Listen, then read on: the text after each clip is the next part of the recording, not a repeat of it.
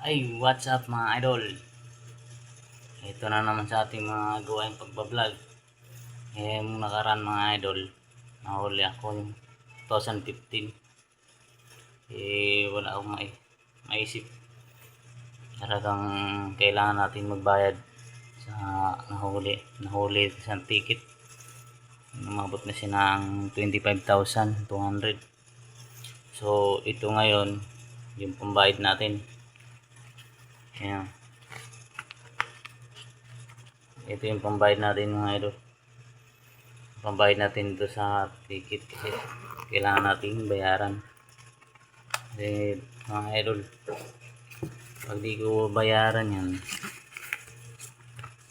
ano yung lisensya ko. Yung mga idol. So, yan. Kahalaga ng 25,000. Ito yung pambayad natin. Ayan. Resibo.